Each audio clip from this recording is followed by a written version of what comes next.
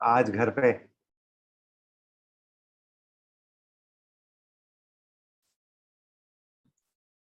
हमारे साथ तो जिंदगी ऐसा ही सलूक करती है मियाँ। कभी घर पे, कभी कोचिंग पे, कभी घर पे, कभी कोचिंग पे। क्लास तो डेली लेनी है। मेरी आवाज आ रही है आप लोगों को?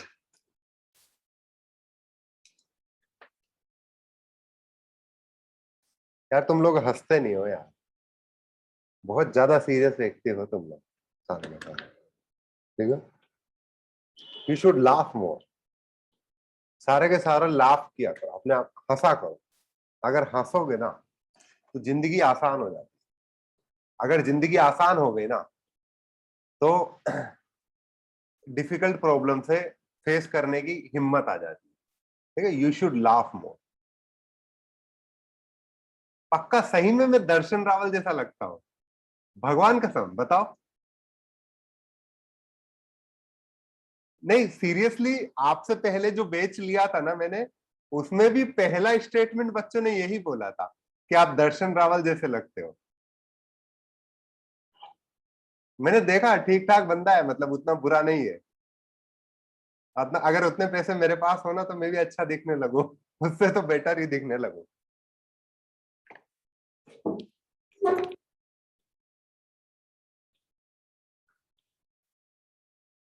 ठीक है, चलो बतिया लिए खूब। कितने बच्चे आए हैं? नालायकों को पढ़ने की चिंता नहीं है, आराम से आते हैं डोलते डोलते।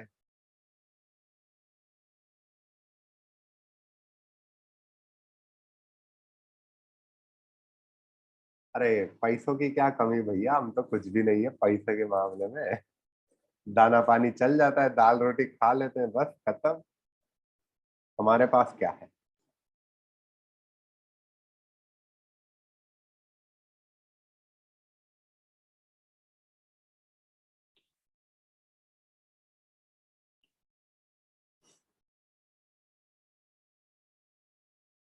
आईआईटी का मतलब पैसा थोड़े ना होता है। आईआईटी का मतलब तो जो जुनून होता है साइंस के लिए वो है। ठीक है।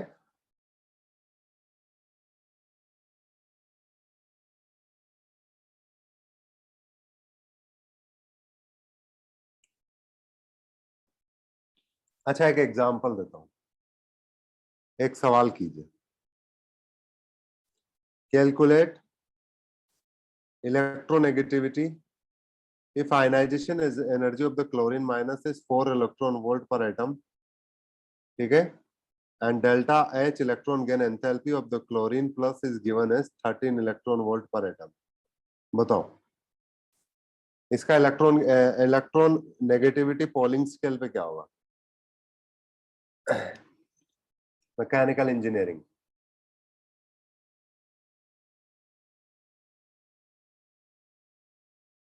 अरे नहीं नहीं। चलो।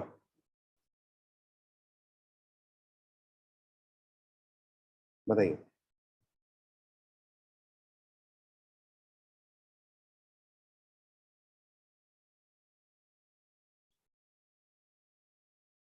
4 प्लस 13 दोनों का मैग्नीट्यूड लेके डिवाइड बाय 2 कर दो, तो ये electronegativity on the Mulliken scale आ जाती है आपकी। 13 17 डिवाइड बाय 2। अब जिसके बाद आप electronegativity on the Pauling scale करना है, तो electronegativity on the Mulliken scale divide by 2.8। ठीक है, 17 डिवाइड बाय 5.6। ये आ गया, ये कितनी बार कट जाएगा? 3.03 बार। ठीक है, अप्रोक्सीमेटली 3। 17 का। ठीक है, होगा। अब हम लोग पढ़ेंगे एप्लीकेशन ऑफ इलेक्ट्रोनेगेटिविटी।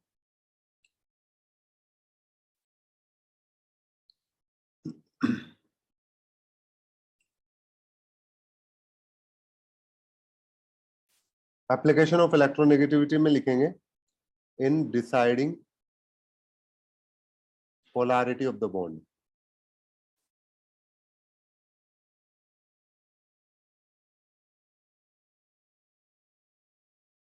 ठीक है, बॉन्ड की पोलैरिटी डिसाइड करने के लिए। पढ़ते चले जाओ, देखो पढ़ने का कुछ नहीं, ज्ञान मिल रहा है, एकदम स्टोरी की तरह एक्सेप्ट करो, कुछ फैक्ट याद कर लो, कुछ फॉर्मूले याद कर लो, पढ़ते चले जाओ, पढ़ते चले जाओ, होमवर्क करते चले जाओ, कोई टेंशन नहीं, कोई कुछ नहीं, बस। ठीक है, एप्लीकेशन ऑफ इलेक्ट्रोनेगेटिविटी हम लोग देख रहे हैं। तो हम लोग पोलैरिटी डिसाइड करेंगे बॉन्ड की। तो ये आपके लिए पता होना चाहिए कि पोलर बॉन्ड कब होगा। पोलर बॉन्ड जब होगा जब इलेक्ट्रोनेगेटिविटी डिफरेंस जीरो नहीं होगा। ठीक है, और दूसरा नॉन पोलर बॉन्ड तब होता है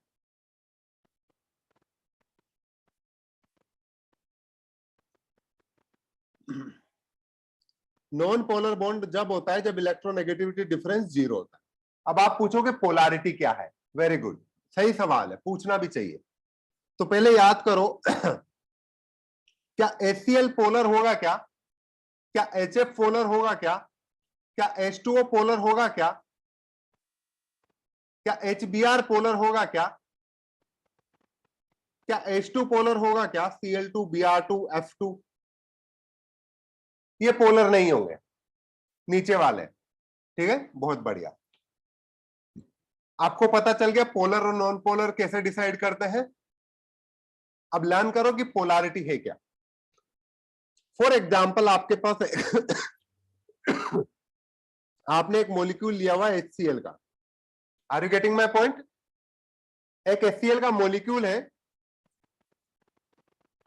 बताओ इलेक्ट्रॉन पहले मिड में था, अब इलेक्ट्रोनेगेटिविटी किसकी ज्यादा है मुझे बताओ, इलेक्ट्रोनेगेटिविटी किसकी ज्यादा है, क्लोरीन की ज्यादा है हाइड्रोजन से। बताओ क्लोरीन की इलेक्ट्रोनेगेटिविटी होती कितनी है, आपने याद किया होगा कल वाले लेक्चर में,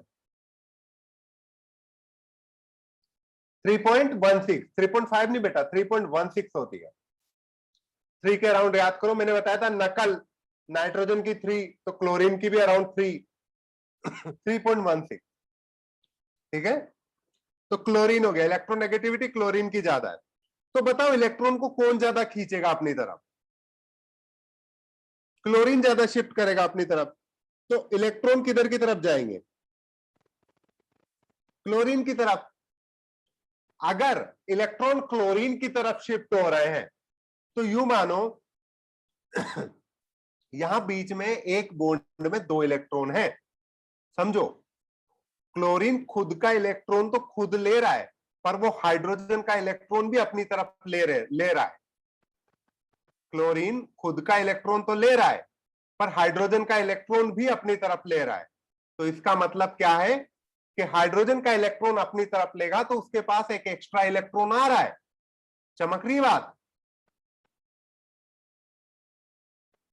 क्लोरीन दादागिरी दिखा रहा है, वेरी गुड, क्लोरीन दिखा रहा है। तो अगर उसके पास एक्स्ट्रा इलेक्ट्रॉन आ रहा है तो क्या उसके पास डेल्टा नेगेटिव चार्ज डेवलप होगा, हाँ। क्या हाइड्रोजन के पास डेल्टा पॉजिटिव चार्ज डेवलप होगा, डेल्टा पार्शियल, डेल्टा का मतलब है पार्शियल,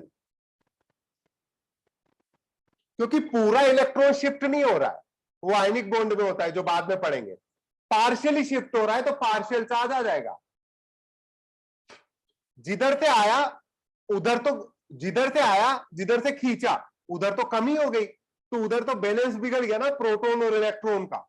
अगर उधर प्रोटॉन और इलेक्ट्रॉन का बैलेंस बिगड़ गया तो उधर पॉजिटिव चार्ज आ जाएगा, और जिधर एक्स्ट्रा इलेक्ट्रॉन आया उधर नेगेटिव चार्ज आ जाएगा। समझे कि नहीं।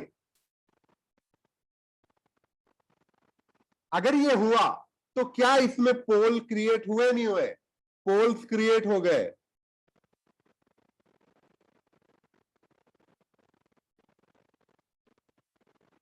पोल्स हैज बीन क्रिएटेड मतलब दो end, opposite end, polarization, opposite end, दो एंड हो गए ना। जैसे आप बोलते थे ना नॉर्थ पोल साउथ पोल, क्यों बोलते हो, क्योंकि नॉर्थ पोल साउथ पोल दो पोल है अपोजिट एंड पर। इसी तरीके से यहां पर poles has been created, positive and negative. ठीक है, तो इसकी वजह से ये पोलर बॉन्ड हो गया। 8 नहीं है बेटा, ये डेल्टा है, डेल्टा। ठीक है, तो पोलराइजेशन, ठीक है, यहां लिख लो आप, पोल्स की डेफिनेशन लिख लो, या फिर पोलराइजेशन की डेफिनेशन लिख लो, शिफ्टिंग ऑफ इलेक्ट्रॉन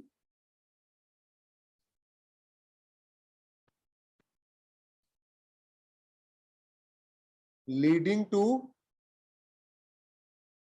क्रिएशन। अभी मत लिखो, अभी मत लिखो।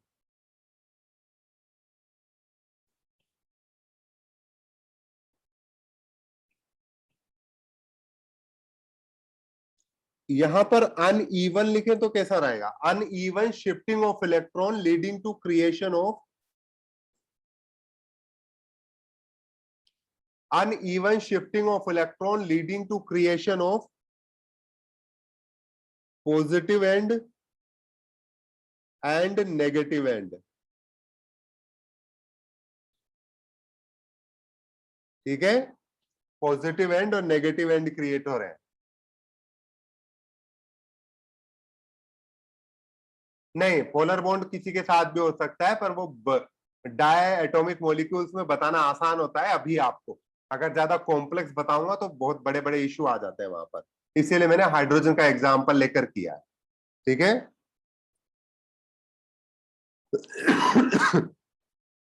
तो आपका पहला एप्लीकेशन तो ये हुआ, deciding the polarity of the bond. क्या आप डिसाइड कर सकते हो कि बॉन्ड की पोलैरिटी? अब दूसरा अपन है calculation of the percentage ionic character. Calculation of percentage ionic character. एक फॉर्मूला है परसेंटेज आयनिक करेक्टर कैलकुलेट करने का। ठीक है, परसेंटेज आयनिक, बेटा इस जो पोलैरिटी वाला एग्जांपल है ना, हम लोग केमिकल बॉन्डिंग में करेंगे, पूरा चैप्टर पढ़ेंगे वहां पर डायपोल। ठीक है, अभी मैंने आपको केवल एप्लीकेशन का आइडिया दिया है। परसेंटेज आयनिक करेक्टर,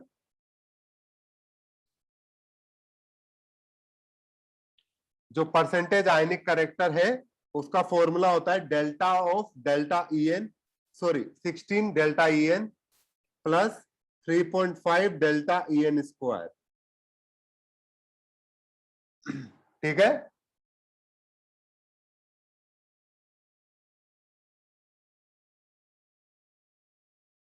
चिंता मत करो, इसके एग्जाम्पल 20-30 एग्जाम्पल और करवाएंगे केमिकल बॉन्डिंग में, मैं ही पढ़ाऊंगा, चिंता ना करो। ठीक है, हाँ, percentage ionic character, percentage ionic character का फॉर्मूला आपको दिया हुआ है। तो क्या अगर मैं आपसे पूछूं calculate percentage ionic character of HCl bond, ठीक है, HCl बॉन्ड का परसेंटेज, अभी केवल कैलकुलेशन करना। ठीक है, अभी कैलकुलेशन करना, इसका सिग्निफिकेंस मैं अभी समझाऊंगा। Percentage ionic character of the HCl, अगर मैं आपसे बोलूं कि हाइड्रोजन का इलेक्ट्रोनेगेटिविटी 2.1 है और यहां पर आपका 3.1 है क्लोरीन का, तो परसेंटेज आयनिक करेक्टर निकालो यहां पर, बताओ परसेंटेज आयनिक करेक्टर क्या होगा, कैलकुलेट करो।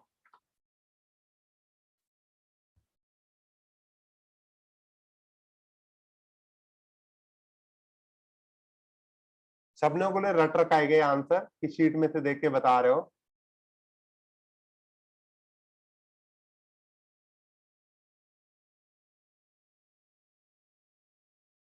नहीं, percentage ionic character directly value put करेंगे यहां पर 16 difference in electronegativity which is 1, ठीक है, प्लस 3.5 इंटू 1 स्क्वायर। ओके, चीजें आसान है यहाँ पे। ठीक है, 19.5%, डायरेक्ट इसको 19.5% लिख देंगे। ठीक है, प्राज्ञ बेटा आपका आंसर गलत आया, चेक करो कैसे आया गलत।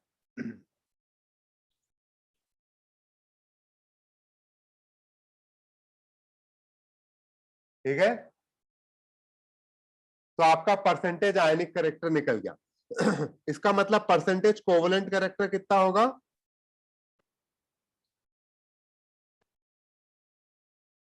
100 माइनस परसेंटेज आयनिक करेक्टर। ठीक है, बताओ कितना होगा? 81 पॉइंट, सॉरी 81 का होगा, 80.5 होगा। ठीक है, 80.5%, ये परसेंटेज कोवलेंट करेक्टर हो गया।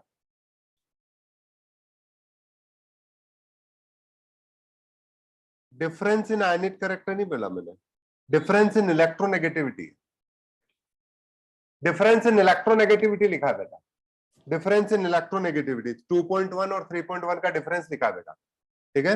अगर परसेंटेज कोवेलेंट कैरेक्टर पता चल गया, और एक एक अगर मैं एक थ्योरी और दूं, चलो ठीक है इसको छोड़ो, अब एक कैलकुलेशन और करो, calculate percentage ionic character of the NaCl,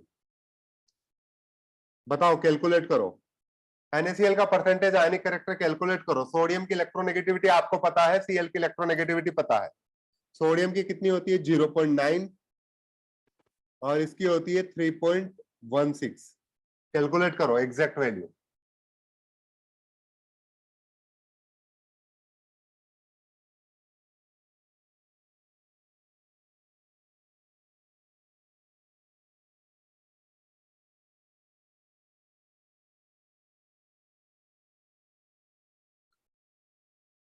करो कितना आ रही है,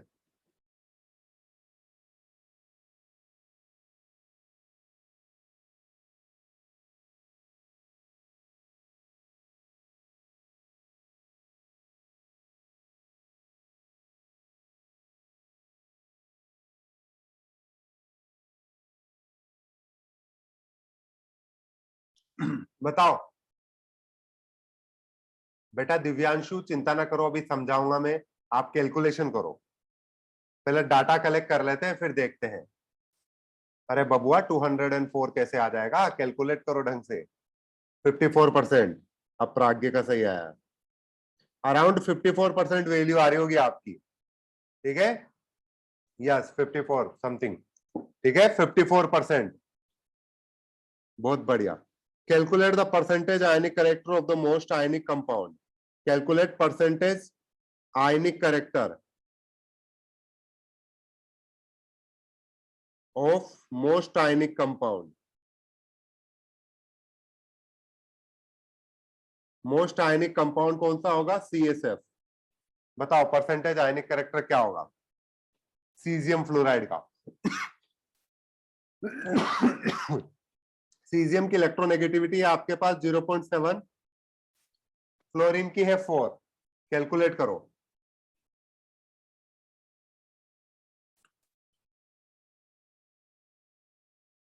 करो तो सही, कैलकुलेशन तो करना सीखो, अभी पता चलेगा, एक फैक्ट पता चलेगा आपको, मजेदार डिस्कवरी पता चलेगी।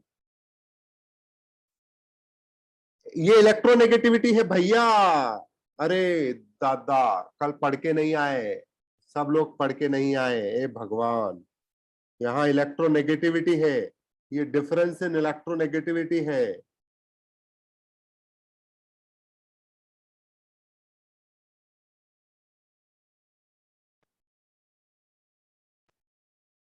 ठीक है, बताओ कैलकुलेट करो। क्या आ रहा है, बताओ क्या आ रहा है,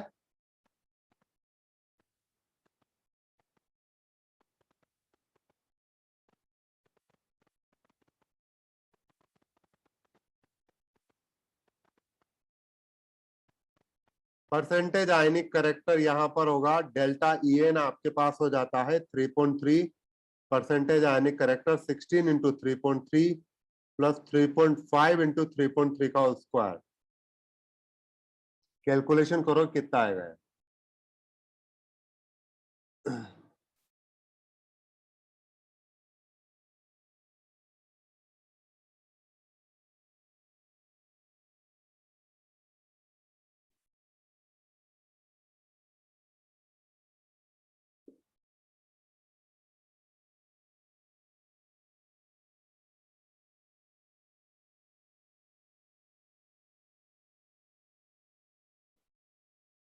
कैलकुलेशन एरर हो तो बताना।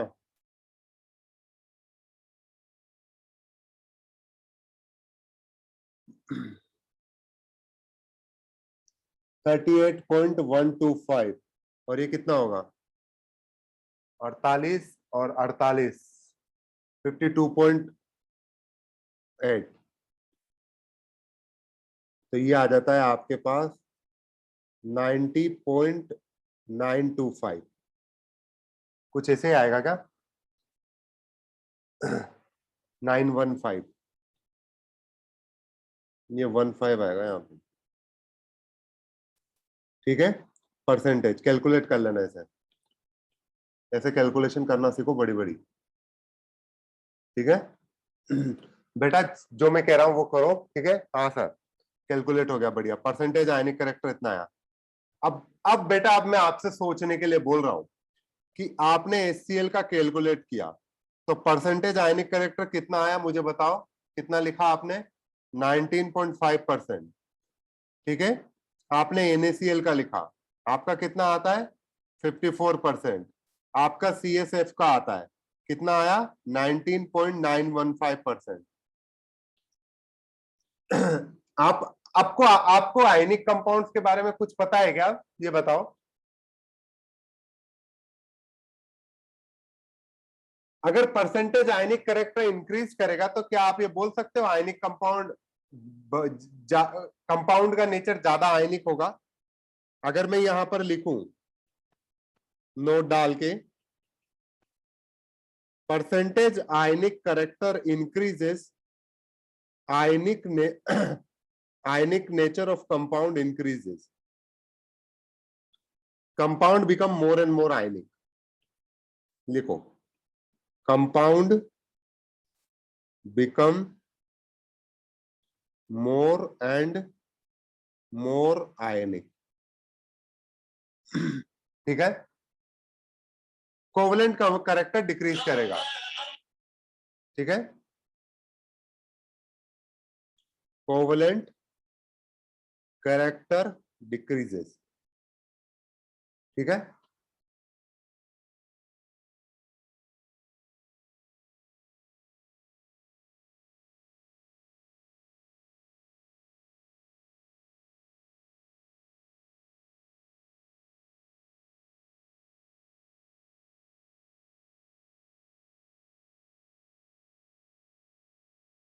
तो यहां पर देखिए कोवलेंट बिकम कोवलेंट, अगर परसेंटेज आयनिक करेक्टर इंक्रीज करेगा तो compound become more and more ionic, ठीक है। और कोवलेंट करेक्टर डिक्रीज करता है। ये समझ में आया सबको, चिमका चमका सबको? अब एक चीज सीखो, कंक्लूजन। कंक्लूजन, पहला कंक्लूजन क्या है? Even the most ionic compound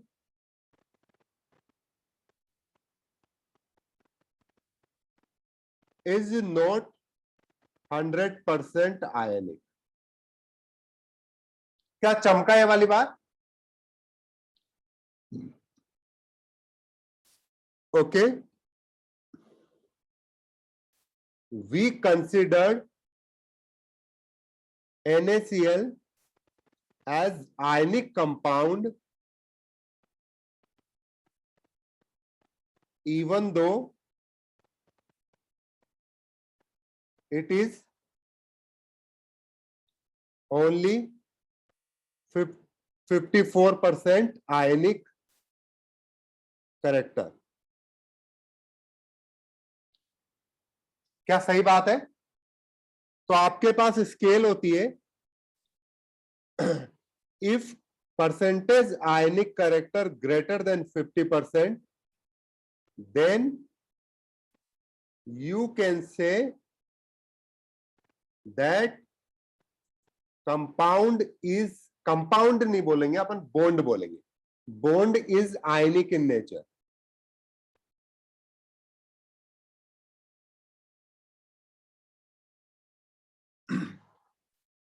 ठीक है। अब आप बोलोगे अगर परसेंटेज आयनिक करेक्टर, यहां पर देखो ग्रेटर देन और इक्वल्स टू लगा दो, ग्रेटर देन और इक्वल्स टू। हम लोग लिबर्टी दे दें कि 50% से बराबर या उससे ऊपर होगा तो कंपाउंड को अपन क्या बोलेंगे? Ionic in nature. अगर percentage ionic character less than 50% है, देन वी कैन से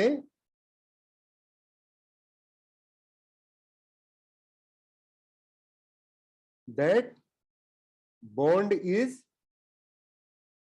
कोवलेंट इन नेचर। क्या ये लिखना सही है? अच्छा, तो फिर मेरे लिए एक कैलकुलेशन करो, calculation of delta EN when ionic character percentage ionic character is equal to 50%।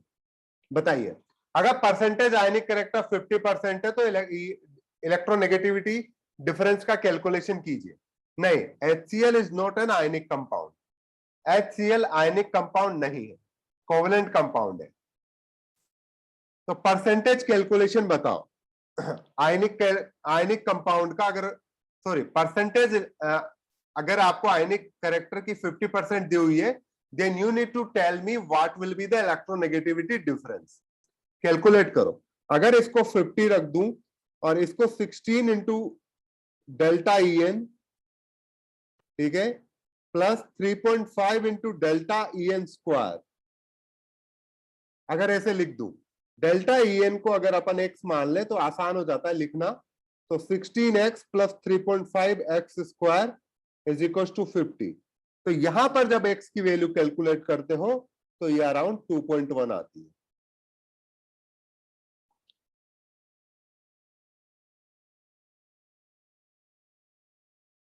ठीक है, x की वैल्यू 2.1 आती है, समझे? हाँ, x की वैल्यू 2.1 आती है तो हम लोग ये कह सकते हैं इफ x मतलब आपका क्या है, डेल्टा EN, यहां पर डेल्टा EN भी लिख देता हूं मैं।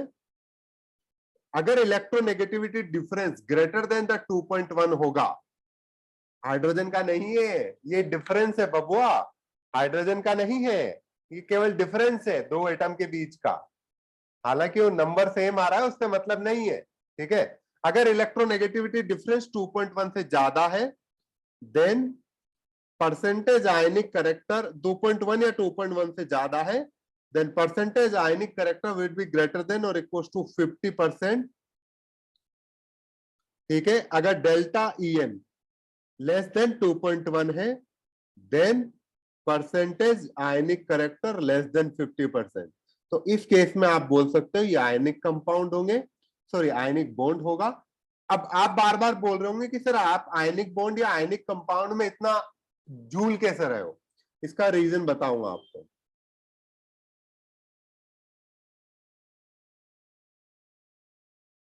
देखो, इसका रीजन ये है कि आयनिक बॉन्ड और आयनिक कंपाउंड, अगर किसी कंपाउंड में आयनिक बॉन्ड होगा तो वो आयनिक नेचर शो करेगा, तो उसे आयनिक कंपाउंड बोला जा सकता है।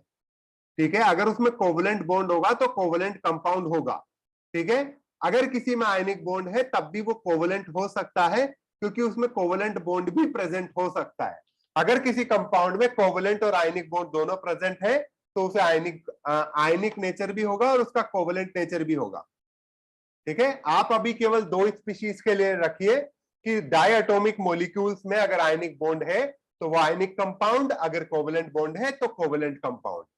ठीक है, तो ये वाली बात आपको सबको समझ में आई बड़े प्यार से। देखो कितनी अच्छी बात बता दी, अपन को केवल कैलकुलेट करने की जरूरत ही नहीं है, अपन डायरेक्टली ये देख के बता सकते हैं कि हाँ, डायटोमिक, डायटोमिक मतलब दो एटम से मिलके बने हुए। ठीक है, नहीं फाजान्स रूल नहीं है बेटा, ये फाजान्स रूल अलग है। ठीक है, ये कहीं ना कहीं यू बोल सकते हो कि इंडिकेट करता है, जो फाजान्स ने बोला ना उसको ये इंडिकेट करता है। ठीक है,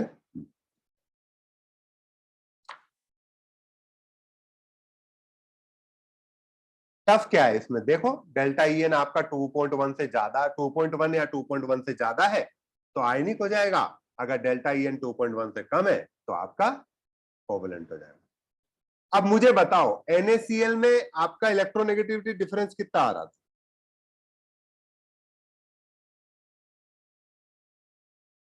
2.26। ठीक है, ठीक है, कई बार, कई बार ये इलेक्ट्रो, अब इसके बाद की स्टोरी सुनना, अगर अगर इलेक्ट्रोनेगेटिविटी डिफरेंस कई बार 2.1 से भी कम है तब भी कंपाउंड आयनिक बनता है, एक्सेप्शन नहीं है। अगर कंपाउंड, अगर ये कंडीशन एकदम भगवान के दी हुई नहीं है, ये अपने इंसान ने बनाई हुई कंडीशन है कि ऐसा जनरल ऑब्जर्वेशन है, तो आप बोलोगे कि आयनिक कंपाउंड होने के लिए कई सारी कंडीशंस होती है, उनमें से एक कंडीशन ये है कि इलेक्ट्रोनेगेटिविटी डिफरेंस 2.1 से ज्यादा हो। आयनिक कंपाउंड का बेसिक डेफिनेशन, ठीक है, अभी कर लेते हैं इसे, चलो इसी को कर लेते हैं, बहुत बढ़िया बात, अच्छा ही पॉइंट था, नेक्स्ट पॉइंट लेने वाला ही था मैं, ठीक है। तो आप बोलते हैं आयनिक बॉन्ड, ठीक है, आयनिक बॉन्ड और ionic compound, the compound containing the ionic bond is called the ionic compound, ठीक है। आप आयनिक बॉन्ड बोलोगे, ठीक है, it is a type of bond, इसे आप कोडिंग, इसे आप केमिकल बॉन्डिंग में दोबारा पढ़ते हो, ध्यान रखना, it is a type of bond in which there is no sharing of electron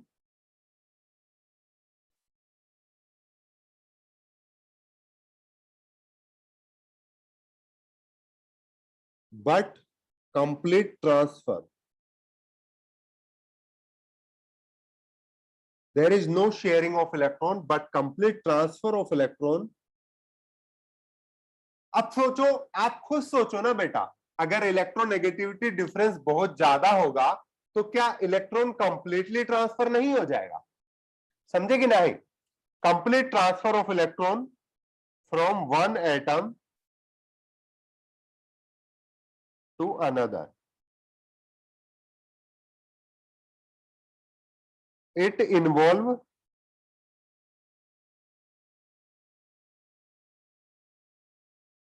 complete transfer of the electron, ठीक है, it has pure electrostatic force of attraction which is responsible for its bond strength.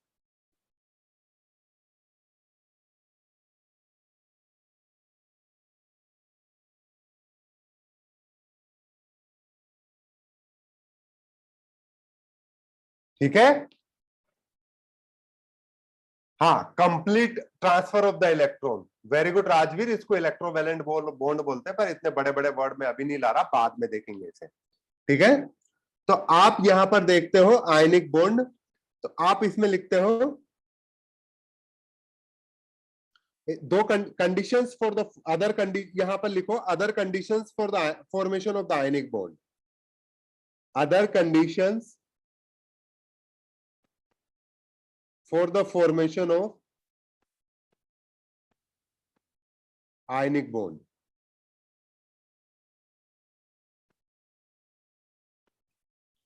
ठीक है, other conditions for the formation of ionic bond. यहां पर देखोगे element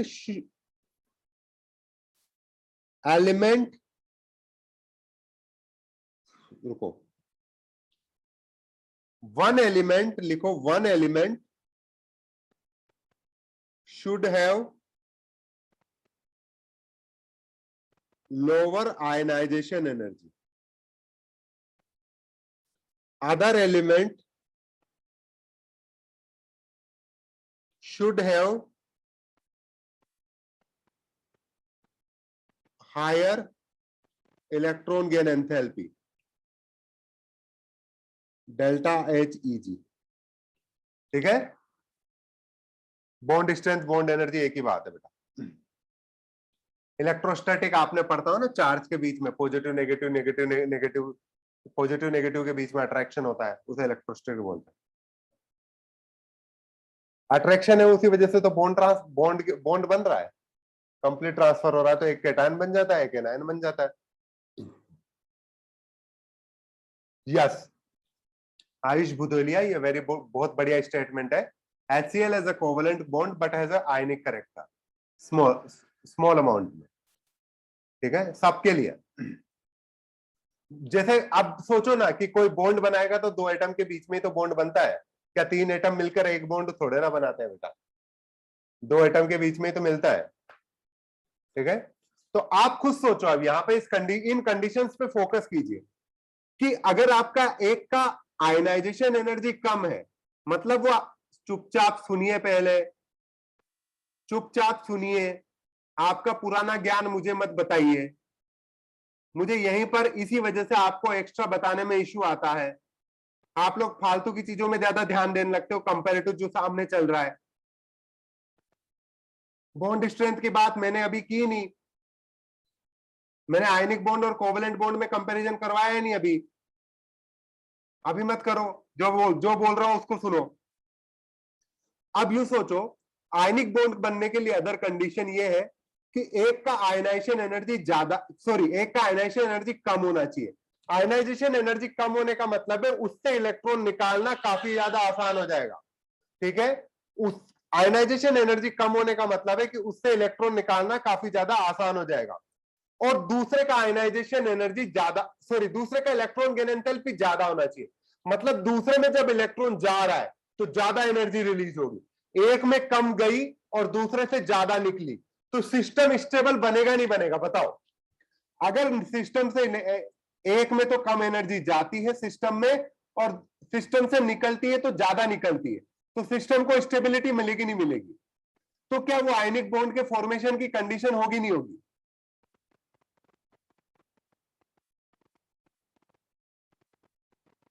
ठीक है, तो यही कंडीशन है आयनिक बॉन्ड फॉर्मेशन की, कि एक का आयनाइजेशन एनर्जी कम होना चाहिए और एक का ज्यादा होना चाहिए। मतलब जनरली ये लोअर इलेक्ट्रोनेगेटिविटी वाले होते हैं और ये हायर इलेक्ट्रोनेगेटिव वाले होते हैं।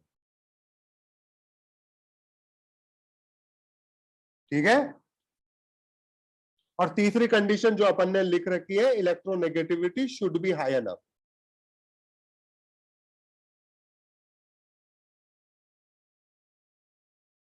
ठीक है,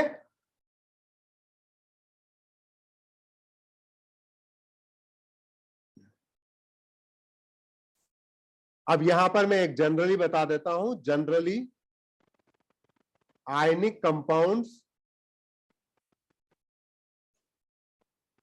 are formed between generally ionic compounds are formed between cation of alkali metal, alkaline earth metal,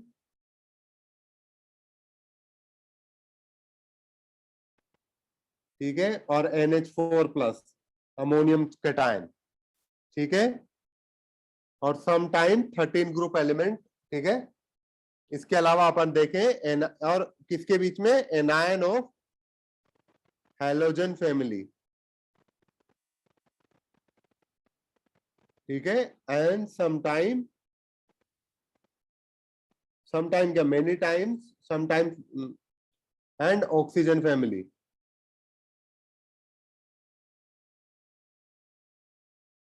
ठीक है, लिखो। For example NH4Cl, NaCl, CSF, MgCl2, MgO, CaO, CaCl2, AlF3। ठीक है, AlCl3 is not an ionic compound.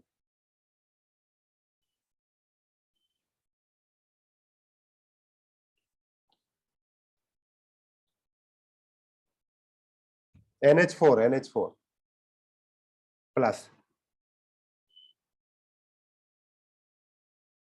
इसको मिटा दो, इसको आयनिक अपन bonding में पढ़ेंगे। ठीक है, AlCl3 वाला लिखो, AlF3 तक लिख दो, डाउट करेगा इसके, एक्चुअली इसके लिए NH4 प्लस लिखा है। ठीक है,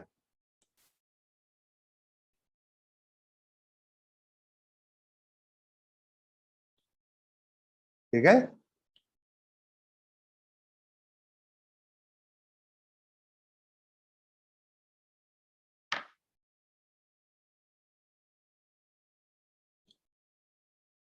कोऑर्डिनेशन। हाँ, CSF में थोड़ा सा कोवलेंट नेचर होगा। डी ब्लॉक वाले जनरली कोऑर्डिनेट बॉन्ड बनाते हैं, उनमें आयनिक करेक्टर होता है पर कम होता है।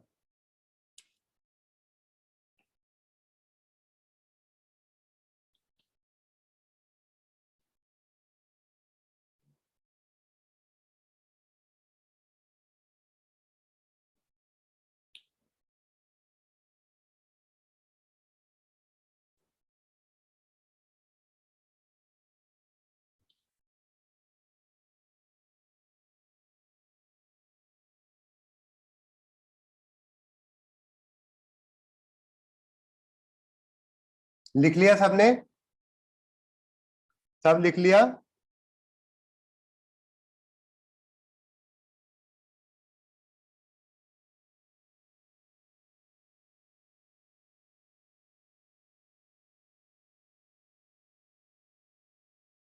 ठीक है, इसके बाद अपन स्टार्ट करते हैं नेक्स्ट इसमें calculation of the oxidation state.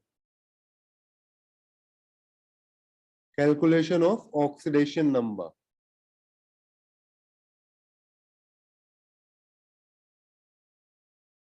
या फिर ऑक्सीडेशन स्टेट ऑफ एलिमेंट।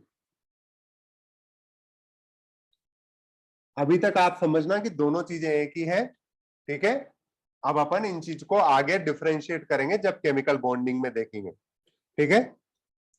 तो आपको जनरल ऑक्सीडेशन स्टेट रिमेंबर करके रखनी है। जनरल ऑक्सीडेशन स्टेट, ठीक है। जनरल ऑक्सीडेशन स्टेट्स क्या है आपकी? हाइड्रोजन की +1 होती है, ठीक है। जनरली आपको पता होगा हाइड्रोजन की +1 ऑक्सीडेशन स्टेट होती है जनरली, बट समटाइम्स यहां पर -1 होगी with alkali earth metal, sorry alkali metals के साथ में, अल्कलाइन अर्थ मेटल के साथ भी इसकी आप देखोगे -1 होगी, ठीक है।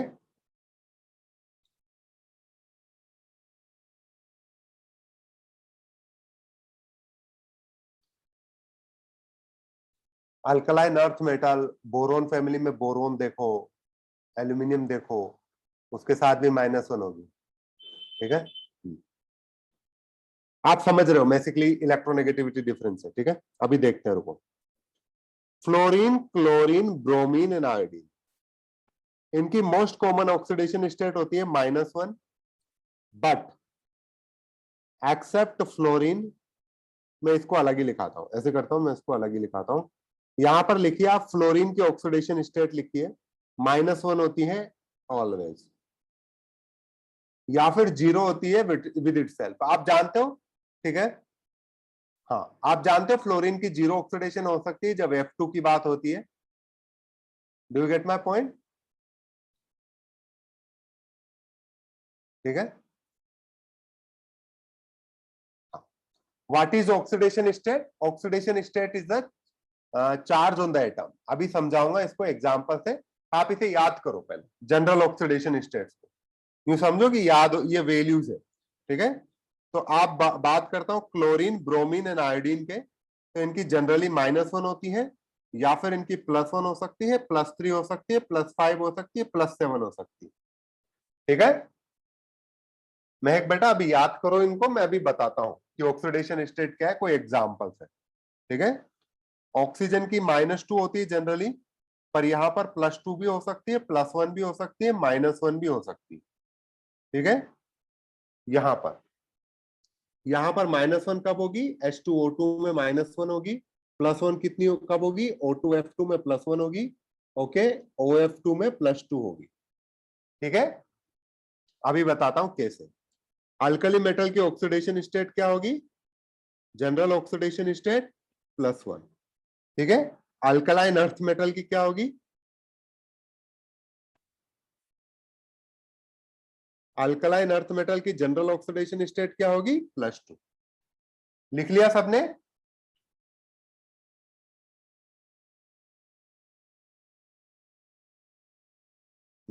एच एच है, एच एक इलेक्ट्रॉन लूज कर जाएगा, या फिर एक इलेक्ट्रॉन एक्सेप्ट करके ये हीलियम का इलेक्ट्रॉनिक कॉन्फ़िगरेशन गेन कर लेगा, ठीक है।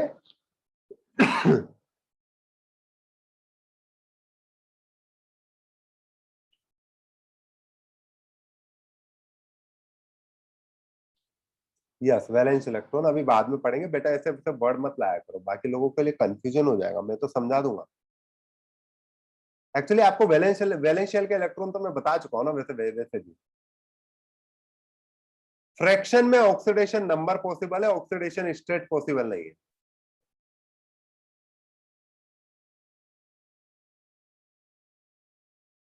हाँ, अभी इसे याद करो, अभी मैं बताता हूं चीज, ठीक है? ठीक है, यहां पर ये देखो, अगर मैं आपको लेता हूं एक कंपाउंड NaCl, तो बताओ यहां सोडियम के पास जो हाइपोथेटिकल चार्ज डेवलप हो रहा है, तो आप क्या बोलोगे? ऑक्सीडेशन नंबर, ठीक है, सॉरी ऑक्सीडेशन स्टेट लिखो। ऑक्सीडेशन स्टेट क्या है? हाइपोथेटिकल चार्ज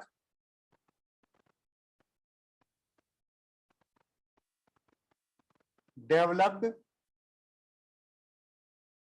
ऑन एटम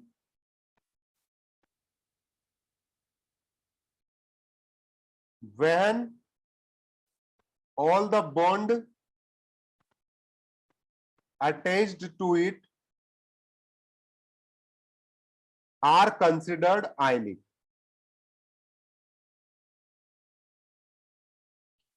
अगर हम लोग उससे अटैच्ड किसी एटम की ऑक्सीडेशन स्टेट निकालनी है, फालतू की बातें मत करो, मैं बोल रहा हूं बहुत डिफिकल्ट कंसेप्ट है, चुपचाप सुनो, चुपचाप सुनो। अभी नहीं लिखा क्या आपने ऑक्सीडेशन स्टेट जनरल? जल्दी लिखो।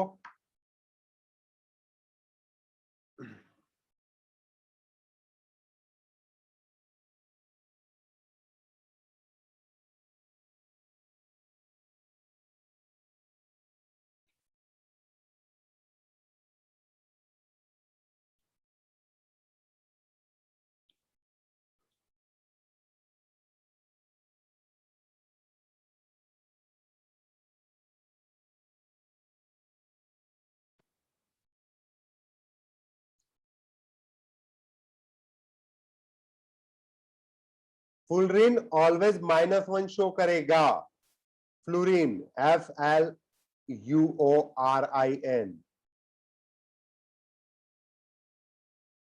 ठीक है?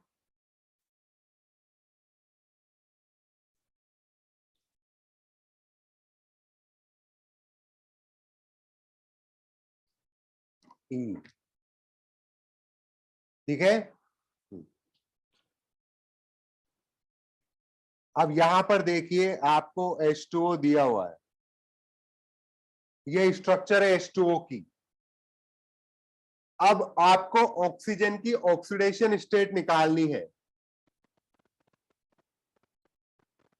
ऑक्सीडेशन स्टेट ऑफ ऑक्सीजन, तो बताइए। Attached to it are considered आयनिक,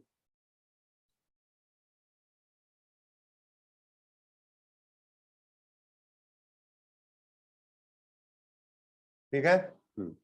अब निकालो, आपके तरीके से मत लगाइए ज्ञान, मैं जो बोल रहा हूं वो देखिए कि ऑक्सीजन की देखिए, अगर आपको निकालना है तो हाइपोथेटिकल चार्ज डेवलप कर दिए इस पे। हाइपोथेटिकल चार्ज कैसे डेवलप करोगे? सारे OH बॉन्ड को आप कंसिडर कर लीजिए आयनिक। अगर दोनों OH बॉन्ड को अगर आप आयनिक कंसिडर कर लोगे, तो ऑक्सीजन और हाइड्रोजन में किसकी तरफ इलेक्ट्रॉन जाएंगे बताइए? ऑक्सीजन और हाइड्रोजन में किसकी तरफ इलेक्ट्रॉन जाएंगे? ऑक्सीजन की तरफ। क्यों? क्योंकि यहां पर इलेक्ट्रोनेगेटिविटी ज्यादा है। तो इसी वजह से मैंने कहा था कि भाइयों आज जोड़ के प्रार्थना कर रहा हूं तुम लोगों से कि कल इलेक्ट्रोनेगेटिविटी की वैल्यू रट के आना, क्योंकि आगे जो फंडा चलेगा पूरी केमिकल बॉन्डिंग में इलेक्ट्रोनेगेटिविटी इलेक्ट्रोनेगेटिविटी इलेक्ट्रोनेगेटिविटी, ठीक है? तो यहां पर आएगा ये oxygen, oxidation state of oxygen. तो यहां दोनों बॉन्ड को आयनिक मान लोगे, तो इधर तो +1 आ जाएगा, इधर -1 आ जाएगा, इधर इधर यहां पर +1 आ जाएगा और इधर -1 आ जाएगा। तो ऑक्सीजन ऑक्सीजन पर नेट चार्ज कितना डेवलप हुआ? नेट चार्ज ऑन ऑक्सीजन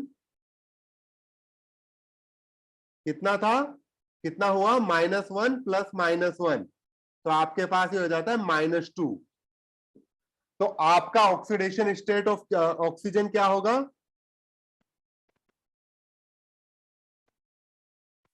ठीक है, -2।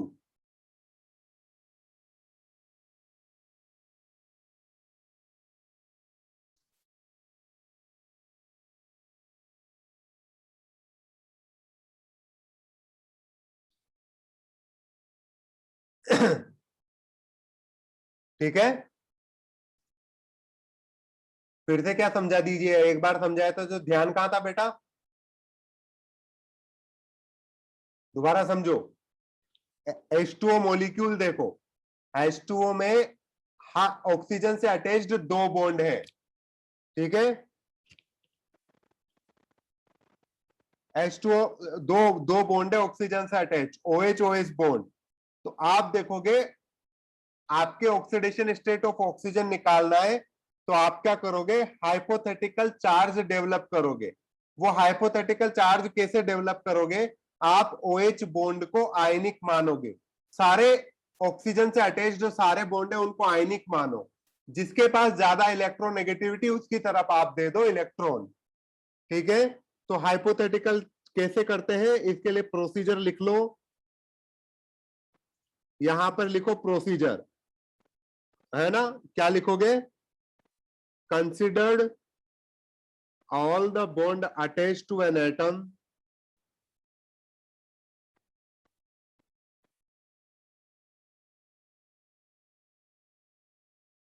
किसी एटम से अटैच्ड सारे के सारे बॉन्ड को, ठीक है, आप आयनिक मान लो, आयनिक इन नेचर, ठीक है, shift electron pair of bond towards, या फिर बॉन्ड पेयर ऑफ इलेक्ट्रॉन लिखो इसे, shift bond pair of electron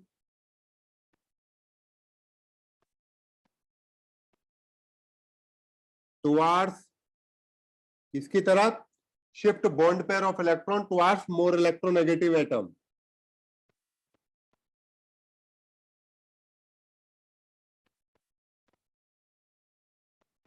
ठीक है, इलेक्ट्रोनेगेटिव एटम की तरफ शिफ्ट कर दो, and calculate net charge on atom.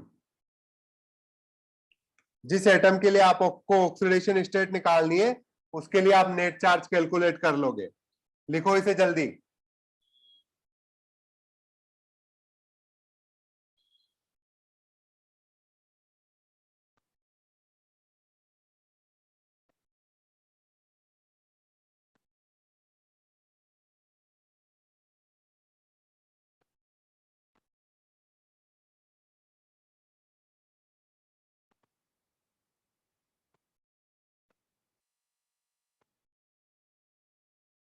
लिख लिया सबने, ठीक है। अब यहां पर देखिए, आपको NaCl के एग्जाम्पल से परेशानी हो रही थी, तो यहां पर लिखो, अब बताओ NaCl में सोडियम का क्या इलेक्ट्रॉनिक, सोडियम का क्या होगा ऑक्सीडेशन स्टेट,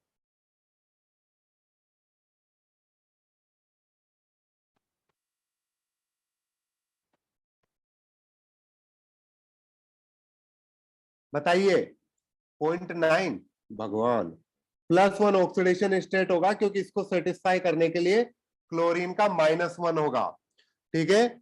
अगर मैं यहां पर देखूं SO2, बताओ,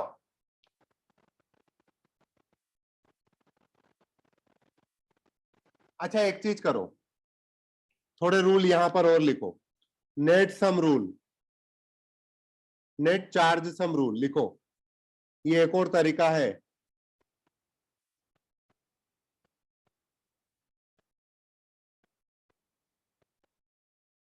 अगर आप हाइपोथेटिकल ऑक्सीडेशन स्टेट्स लिखते हो, ठीक है, हाइपोथेटिकल चार्ज जो आपका ऑक्सीडेशन स्टेट से, सॉरी मैं हाइपोथेटिकल लिखता ही नहीं, मैं लिखता हूं यहां पर, अगर मैं net sum of oxidation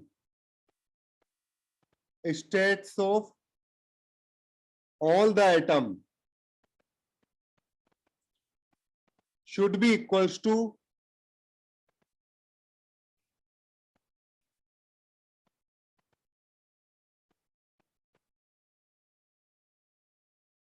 net sum of oxidation state of the all the atoms should be equals to net charge present on molecule.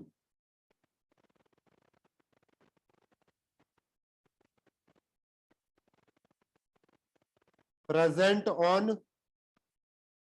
Molecule. क्या ये सही बात है? अगर मैं यहां पर H2O का एग्जांपल लिया था, तो अगर मैं यहां पर ये बोल दूं कि ऑक्सीजन की oxidation state let suppose X है, ठीक है, अगर मैं यहां पर बोल दूं ऑक्सीजन की oxidation state let suppose X है, और general oxidation state of the hydrogen क्या होती है बेटा बताइए? +1। तो +1 into 2 is equal to net charge on the molecule कितना है? 0। तो x की वैल्यू कितनी आ जाएगी? -2। यहां से भी वही आंसर आया। क्या सही है? Very good. अब मुझे बताइए SO2 में सल्फर की ऑक्सीडेशन स्टेट क्या होगी?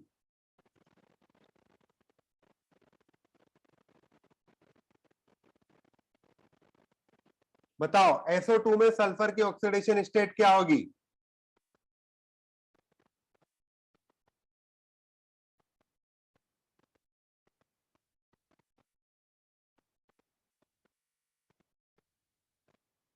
बताओ, अगर सल्फर की ऑक्सीडेशन स्टेट को X मान लिया जाए, ऑक्सीजन की ऑक्सीडेशन स्टेट क्या होती है जनरली? -2। तो आप लिखोगे -2 into 2 is equal to net charge on the molecule which is 0। तो X की वैल्यू आएगी आपके पास +4। क्या ये पता है?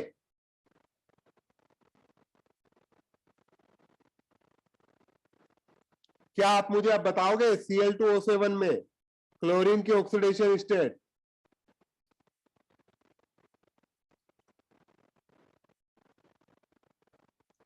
इंटू 2 क्यों किया? SO2 दो ऑक्सीजन है, नेट चार्ज तो जोड़ोगे ना, net oxidation state OS of S, oxidation state of the sulphur. ए भगवान, मतलब गजब। करो। अगर मान लो आप ये बोलते हो कि एक्स मान लेता हूं, एक्स ऑफ द क्लोरीन, तो एक्स इंटू 2, क्योंकि यहां पर दो क्लोरीन है, प्लस -2 ऑफ 7, -2 एक ऑक्सीजन का चार्ज और 7 ऑक्सीजन है, is equal to net charge on the molecule which is equal to 0। तो आप एक्स की वैल्यू लिखोगे +7। क्या ये सही है? बताइए NH4 प्लस पे क्या होगा? नाइट्रोजन की ऑक्सीडेशन स्टेट क्या होगी? बताओ।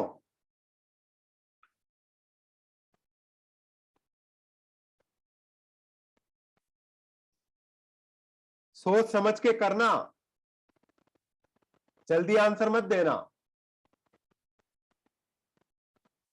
अब आंसर सही आने लगा है। गलत गलत गलत, तुक्के लगा रहे हो तुम लोग तो यार। पूरा ध्यान से, यहां से क्लास में भी ध्यान से नहीं बैठे हो।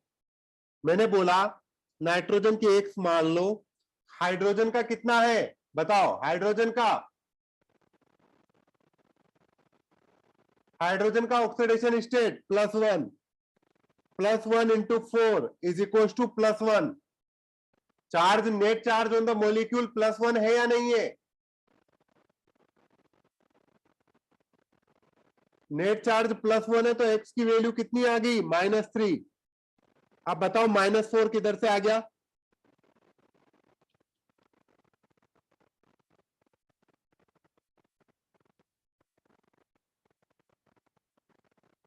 -3 समझ में आया?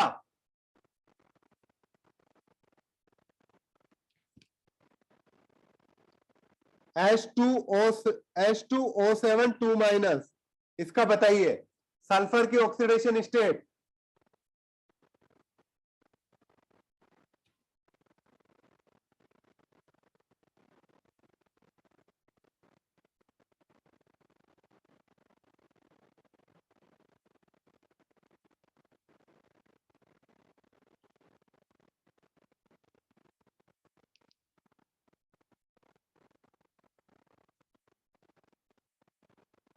तुम लोग पागल हो गए क्या? +26 -26 क्या चल रहा है तुम्हारे यहाँ? 12 बता रहा है कोई, कैलकुलेशन करना नहीं आ रहा तुम लोगों को। 2 × x +7 × -2 = -2, तो 2x = 12, x = 6 +6 ऑक्सीडेशन स्टेट +26 बता रहा है कोई।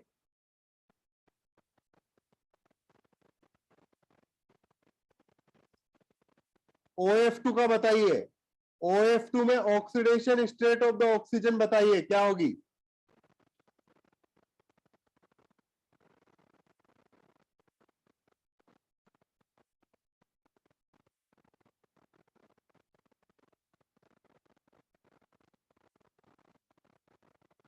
+2 ऑक्सीजन, क्योंकि यहां पर ज्यादा इलेक्ट्रोनेगेटिव एटम प्रेजेंट है, तो वो अपनी तरफ इलेक्ट्रॉन खींच लेगा और ऑक्सीजन पर पॉजिटिव चार्ज आ जाएगा। तो यहां पर ऑक्सीजन की ऑक्सीडेशन स्टेट होती है +2। मैंने ऊपर लिखवाया है ना, OF2 की ऑक्सीडेशन स्टेट +2 ऑक्सीजन की। बताइए POCl3 की ऑक्सीडेशन स्टेट क्या होगी?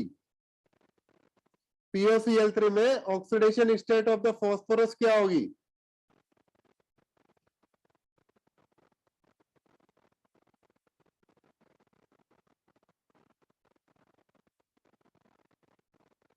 बताओ फास्फोरस की ऑक्सीडेशन स्टेट क्या होगी? Very good, X plus oxygen की -2, क्लोरीन की 3 × -1 = 0, तो X = +5 आ गया। वेरी गुड, ठीक है। SO4 2- में बताइए सल्फर की ऑक्सीडेशन स्टेट क्या होगी? बताओ।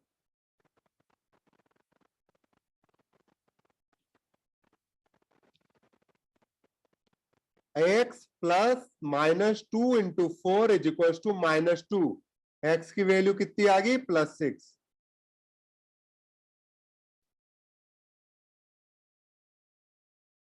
ठीक है। सोडियम हाइड्राइड में बताइए हाइड्रोजन की ऑक्सीडेशन स्टेट क्या होगी?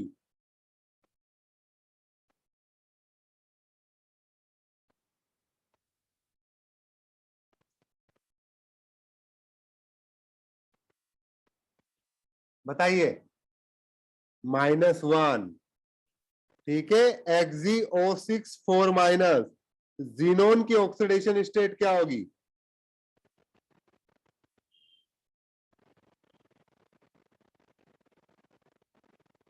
बताइए।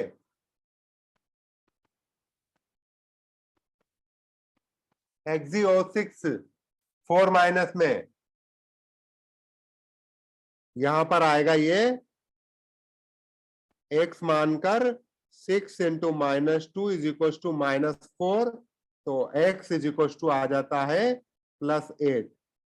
कंपाउंड एग्जिस्ट करता है। ठीक है। बताओ barium oxide, sorry, barium peroxide का, बेरियम परऑक्साइड, इसमें बेरियम की ऑक्सीडेशन स्टेट क्या होगी? ये याद रखना है। अल्कलाइन अर्थ मेटल की ऑक्सीडेशन स्टेट हमेशा +2 होती है। अल्कलाइन अर्थ मेटल की ऑक्सीडेशन स्टेट हमेशा +2 होती है। बताओ NO2+ में नाइट्रोजन की ऑक्सीडेशन स्टेट क्या है?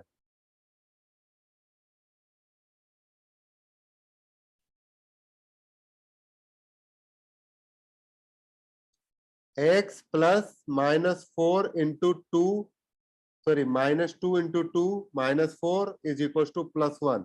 तो x की वैल्यू कितनी आ गई यहां पर बताइए, +5। ठीक है,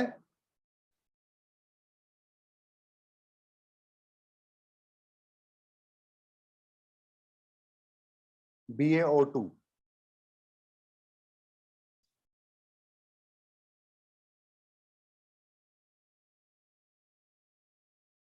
ठीक है, आज अपन यहीं तक रखते हैं कि कुछ आगे और पढ़ाएं, बताइए।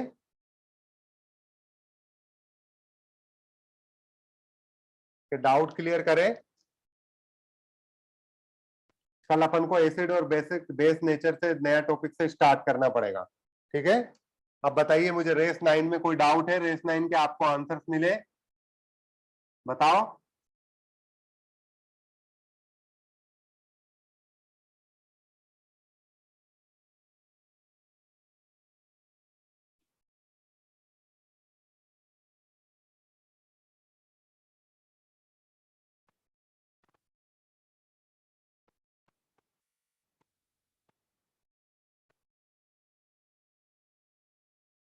रेस 9 के आंसर्स मिले क्या आपको? मैं रेस 9 के आंसर लिख देता हूं।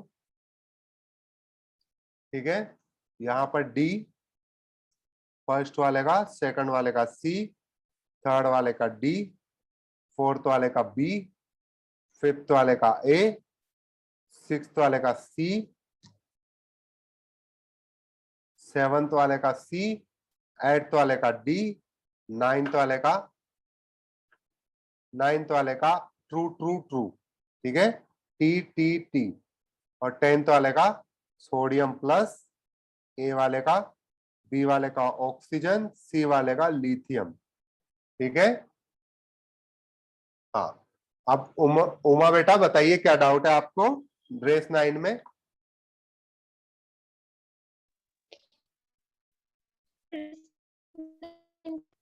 आपकी आवाज नहीं आ रही बेटा।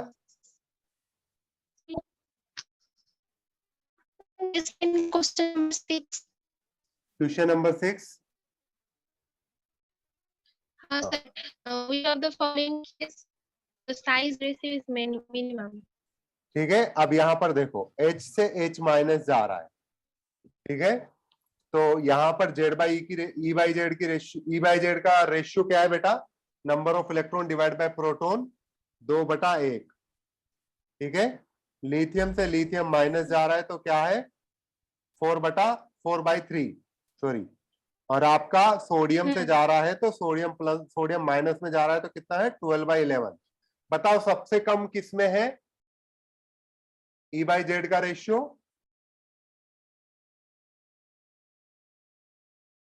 उमा?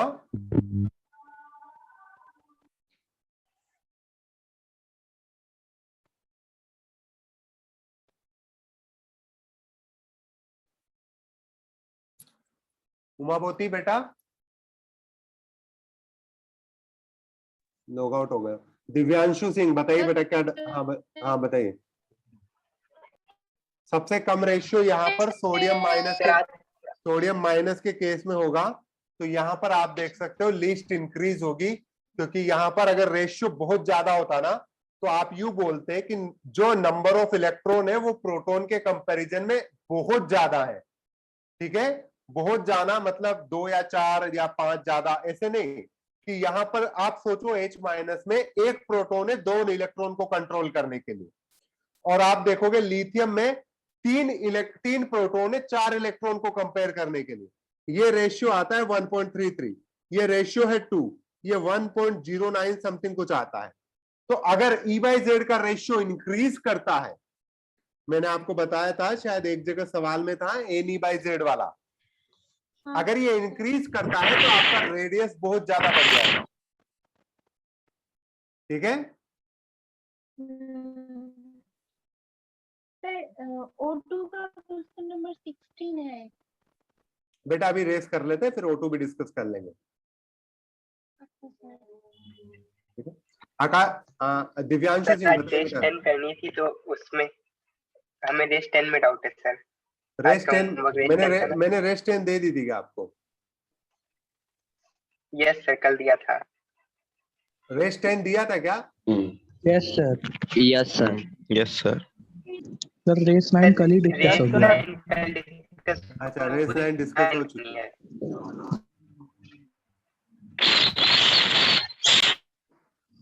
माइक बंद रखो अपने। सर रेस 10 का डाउट बोले। और रेस 9 में किसी और को कोई डाउट है तो वो बता दीजिए, अदरवाइज रेस 10 का डाउट डिस्कस करते हैं अपन। उसके आंसर्स हैं सब लोगों के पास में? किसी के पास उसके आंसर्स नहीं है? Yes sir. Yes sir. Sir race 9 में डाउट है सर। बोलिए, रेस 9 में क्या डाउट है बेटा? सर ये नंबर 5 वाला sir. First, second and third IP values are given. ये बेटा मैंने करवाया था ना आपको क्लास में ऐसे सवाल। सर ये मैं सॉल्व कर रहा हूँ तो सर मेरे हिसाब से सर इसका बोरोन आ रहा है सर, लेकिन आंसर ऑप्शन ए है। आपने क्या किया? फर्स्ट इलेक्ट्रॉन कहां से निकाला?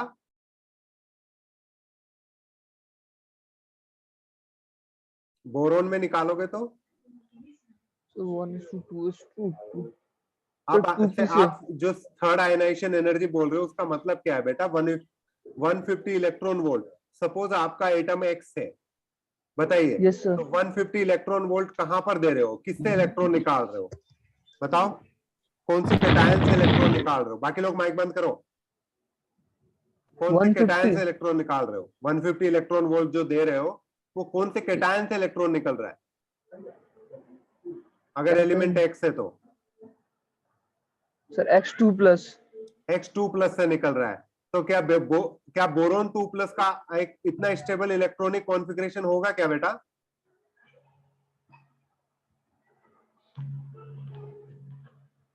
नहीं सर। बेरिलियम 2+ का होगा ना? बेरिलियम 2+। Yes sir. ठीक है, रेस 10 में आ जाइए। बताइए रेस 10 में क्या डाउट है? सर और इसका नंबर 10 का ए भी sir. Question number 3। Which Sir, ये yes, विच रुको, question which number is 3, greater sir. I ionisation energy, sodium plus and neon? बताए सोडियम प्लस और नियोन के आइसो इलेक्ट्रॉनिक है क्या बेटा? Yes sir. आइसो इलेक्ट्रॉनिक है तो जेड इफेक्टिव किसमें ज्यादा है? Z effective sir Na+। तो Na+ का आयनाइजेशन एनर्जी ज्यादा होगा। Yes sir. ठीक है, रिवाइज नहीं किए नोट्स? कितने दिन हो गए रिवाइज किए हुए? बस सर रिवाइज करो। Okay sir. ठीक है, अब रेस 10 में बताइए। दिव्यांशु सिंह बताइए। में डाउट है रेस रेस 10। Question number 3।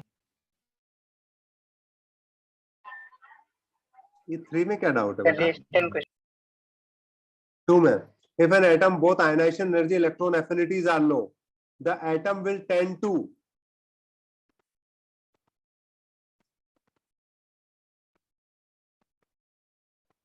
बताओ कौन से एटम होते हैं जिनके लिए आयनाइजेशन एनर्जी और इलेक्ट्रॉन एफिनिटी दोनों लो होती है?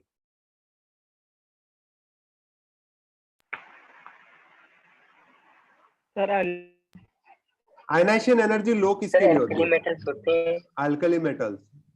ठीक है, अल्कली मेटल्स के लिए आयनाइजेशन एनर्जी लो होती है। Yes sir. ठीक है, और Yes, sir. अल्कली मेटल होते हैं जो आयनाइजेशन एनर्जी भी लो होते हैं और इलेक्ट्रॉन गेन एंथैल्पी भी ज्यादा नहीं होती उनकी। हालांकि वो स्टेबल इलेक्ट्रॉनिक कॉन्फ़िगरेशन गेन करते हैं पर कंपैरेटिवली फिर भी कम होती है। ठीक है, यस सर। तो ये बी वाला ऑप्शन नहीं हो जाएगा क्या? लूज गेन एंड ये it will lose the electron rather than gaining the electron and hence can be classified as a electropositive element. Yes sir, अगर एल्कली मेटल के सेंस पे देखेंगे तो ऑप्शन भी सही हो जाएगा। ठीक है, हर किसी का देखो उसके बेसिस पे। एंड सर उसके क्वेश्चन नंबर 5 का जो ऑप्शन डी है वो उसका एक बार एक्सप्लेन कर दीजिए कैसे होगा। बेटा बताओ इलेक्ट्रोनेगेटिविटी किसकी? आज के कंसेप्ट के बेसिस पे करो। आज मैंने बताया ये चीज वाली, ये वाला चीज आपको बताया, पोलैरिटी ऑफ द बॉन्ड।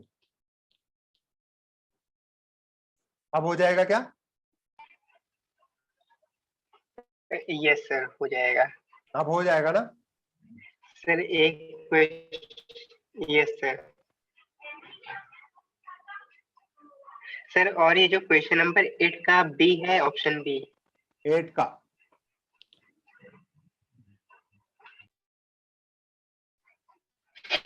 हाँ बताइए। इसमें सर एक बार इसकी सीरीज, ये इसके एक ऑर्डर बता दिए, इसमें बिल्कुल नहीं समझ में आ रहा है कि कैसे इसको कंसीडर करें। इलेक्ट्रॉनिक कॉन्फ़िगरेशन लिखो दोनों का, तीनों का, sodium plus, magnesium plus, aluminium plus. ठीक है, sodium plus, yes sir. Magnesium plus and aluminium plus. Neon, neon plus one, neon 3s1, neon 3h2। ठीक है, बताओ किसका ज्यादा होना चाहिए आयनाइजेशन एनर्जी? नियोन वाले का, फिर एल्यूमिनियम प्लस का, क्योंकि वहां पर फुल्ली फिल्ड है, फिर जिसके बाद मैग्नीशियम का। तो आपका ऑर्डर क्या होगा? नियोन सबसे ज्यादा, मैग्नीशियम उसके बाद, फिर सॉरी मैग्नीशियम सबसे कम और एल्यूमिनियम फिर उससे कम। ये ऑर्डर हो जाएगा बेटा?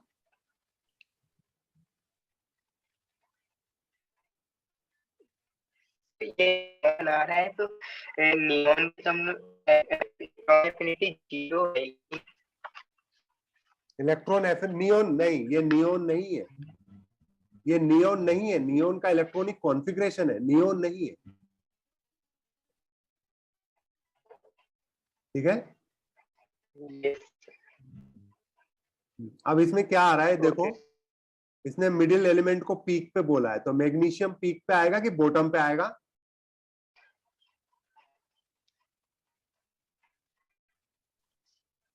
सर मैं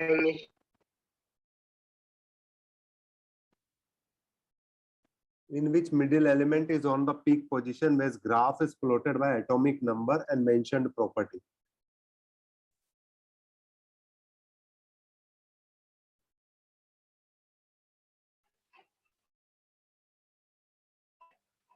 सर इसमें पीक पे तो सोडियम जा रहा है, नहीं, सोडियम पीक पे नहीं आ रहा है। बट मैग्नीशियम होना चाहिए पीक पे।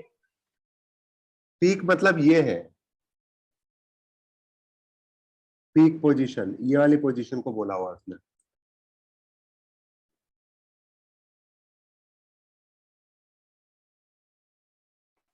ये ग्राफ इन्होंने ग्राफ में तो सर वो नीचे की ओर जा रहा है ना नीचे की ओर जा रहा है। सर। पीक मतलब टॉप मोस्ट होता है, तो उल्टा नहीं हो जाएगा? इलेक्ट्रॉन, सर क्योंकि electron affinity, sorry sorry sorry sorry sorry sir उसके बाद एक इलेक्ट्रॉन, उसको एक इलेक्ट्रॉन दे देंगे अपन तो वो स्टेबल हो जाएगा। हाँ, हम लोग आयनाइजेशन एनर्जी को कंपेयर कर दिया यार, तुम लोगों ने बोला भी नहीं। यहाँ पर है वो नियोन है, 1 इलेक्ट्रॉन एक्सेप्ट करेगा। ठीक है, ये अगर एक्सेप्ट कर, देखो दोनों के दोनों स्टेबल है, ये कभी नहीं एक्सेप्ट करना चाहेंगे, जबकि अगर ये एक्सेप्ट करता है तो ये स्टेबल बन जाएगा। नहीं समझे दिव्यांशु? Yes sir. हम लोग ऐसा बेवकूफी किए, देखो इसमें यस हम लोग उसको वो कंपेयर कर दिए। ठीक है, दोनों सोडियम प्लस और आपका एल्यूमिनियम प्लस, दोनों फुल्ली फिल्ड इलेक्ट्रॉनिक कॉन्फ़िगरेशंस है, तो वो इलेक्ट्रॉन लेना नहीं चाहेंगे, और लेंगे तो एनर्जी देनी पड़ेगी। ठीक है, मतलब एनर्जी तो निकलेगी थोड़ी सी, पर उतनी नहीं निकलेगी। पर मैग्नीशियम प्लस अगर इलेक्ट्रॉन लेता है तो इसमें स्टेबल इलेक्ट्रॉनिक कॉन्फ़िगरेशन आ जाएगा, इस वजह से पीक पर आएगा वो। ठीक है, यस सर। हो गया? सर इसका ही सी वाला कैसे होगा? सोडियम, पोटेशियम और कैल्शियम, एटॉमिक वॉल्यूम, ये चीज तो अपन ने की हुई थी ना, एटॉमिक वेट से किया हुआ था अपन ने, फिर भी अरेंज तो कर ही सकते हो आप। सोडियम, पोटेशियम और कैल्शियम, बताओ। सोडियम, पोटेशियम और calcium, top to bottom size क्या होती है? Increase. Calcium, potassium to calcium क्या होगी? डिक्रीज। तो कैल्शियम सबसे बड़ा नहीं हो गया पीक पे, सोडियम से पोटेशियम जा रहे हो, पोटेशियम से कैल्शियम वापस आ रहे हो, यस सर, यस सर। हो गया? Yes. सर इसको लोथरमेयर कर्व से नहीं समझ सकते हैं? लोथरमेयर कर्व में आपको वहां पर एटॉमिक वेट दिया होता, ऑल्दो आप समझ सकते हो, पर वहां पर एटॉमिक वेट दिया होता है, यहाँ पर एटॉमिक नंबर से करना है आपको, ठीक है। सर वेट बाय वॉल्यूम होता है ना, तो उससे कर सकते हैं। वेट बाय वॉल्यूम कहाँ होता है? वहां तो वॉल्यूम होता है क्या? सर हमने वॉल्यूम है लोथरमेयर कर्व। क्या? क्या है सर? इसके बाद बताइए, 10th में किसी को सेकंड वाले में, थर्ड वाले में डाउट था? थर्ड वाले में डाउट था बेटा। ये थर्ड वाला डायरेक्ट पोलिंग स्केल पर इलेक्ट्रोनेगेटिविटी का फॉर्मूला है, ठीक है, डेल्टा ई एन। अगर डेल्टा ई एन बढ़ेगी, यहाँ पूछा है लीस्ट वैल्यू, तो मतलब वो आपसे पूछ रहा है कि लीस्ट इलेक्ट्रोनेगेटिविटी इन सब में से किसकी है। पहले वाले में आपको दे रखा है CLF, दूसरे वाले में दे रखा है ICL, तीसरे वाले में दे रखा है IF। तीनों की वैल्यू कंपेयर करो तो IF की तो सबसे ज्यादा होगी डिफरेंस, इलेक्ट्रोनेगेटिविटी डिफरेंस। ICL में देखोगे तो ये होगा 3.16 और ये होगा 2.66, तो ये अराउंड 0.5 के अराउंड आएगा मानो, और यहाँ पर आएगा ये 3.16 और यहाँ पर आएगा 4, तो ये आपका 0.89 के अराउंड आएगा, तो आपका ICL आंसर होगा। सही है बेटा। किसने पूछा था ये थर्ड वाला क्वेश्चन?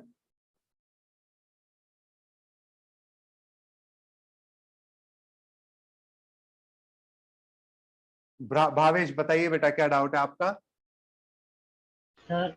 सर मेरा क्वेश्चन नंबर 9 और 6 में डाउट है सर। इफ इलेक्ट्रोनेगेटिविटी डिफरेंस दिया हुआ है आपको x और e के बीच में और y और e के बीच में, इफ इलेक्ट्रोनेगेटिविटी ऑफ x, तो आप e की इलेक्ट्रोनेगेटिविटी निकाल सकते हो क्या बेटा? हाँ सर। इसमें क्या दिक्कत है? e की इलेक्ट्रोनेगेटिविटी निकल गई, e की निकल गई तो y की निकल गई, हाँ यस सर। y की निकल गई तो x माइनस y निकल गया। यस इसमें क्या दिक्कत है बेटा आपको? सर। सर ये डी ऑप्शन जो था ना वो पोलर, वो मेरे को समझ में नहीं आया था। अब आज सिखाया के नहीं गया। बेसिस पे हो जाएगा ना? हाँ सर आज के बेसिस पे हो जाएगा। और sir question number 9। Question number 9 था कि 10th था? 9। इफ इंटर न्यूक्लियर डिस्टेंस, आपको ओ बड़ा इजी सवाल है, देखो अगर यहाँ पर 9th वाला दिया हुआ है, inter nuclear distance DMX is equal to RMX plus RM plus and RX minus, ठीक है, तो radii of the K plus and Na plus is, तो सबको आप एक्सपेंड कर दो, जो ऊपर फॉर्मूला दिया हुआ है उससे सबको एक्सपेंड कर दो। D यहां पर क्या हो जाएगा RK प्लस, ठीक है, RK plus plus RF minus, लिख दिया आपने, minus RNA plus minus RF minus, तो ये इससे कट गया, ठीक है, कट गया। डिफरेंस इन स्ट्रक्चर, डिफरेंस आ गया ये। Yes sir. K प्लस ऐसे कर लोगे बाकी। Yes sir thank you sir. Jitendra बताइए बेटा, क्या डाउट है? सर ये वाला ही था। हो गया। प्रत्यक्ष बताइए, क्या डाउट है? सर होमवर्क क्या है? होमवर्क रेस 10 थोड़ा ना कर पाओगे तुम लोग, रेस में अपन अच्छा खासा आगे निकल चुके हैं एक्चुअली।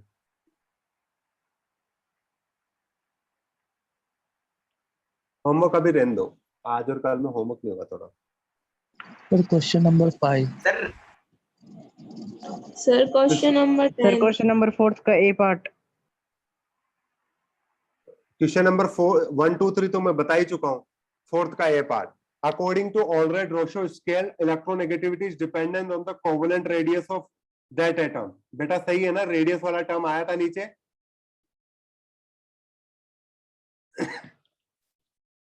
आया था ना? इसके बाद 5th वाला बताइए, electronegativity of 2 atom A and B on AR scale is given as this. Correct statement. क्या आप पोलिंग स्केल पे इलेक्ट्रोनेगेटिविटी निकाल सकते हो बेटा? क्या AR स्केल पे आपको इलेक्ट्रोनेगेटिविटी पता है तो पोलिंग स्केल पे निकाल सकते हो? 0.744 से जोड़ना होता है। Plus yes sir. किसी ने पूछा था मेरे से ये डाउट, फिफ्थ वाला? यस सर समझ गया। समझ गए ना? बी वाला आ गया, सी वाला आ जाएगा। इसके बाद सर कौन सा रेस डाउट 9 था? का 4, रेस 9 का 4। इससे रेस 10 में कोई और डाउट है?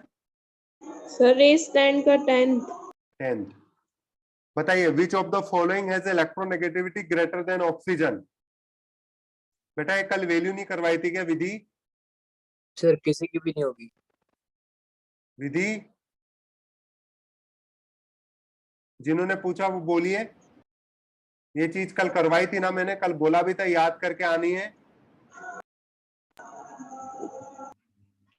सर इसमें सीरीज में कोई बोलिए।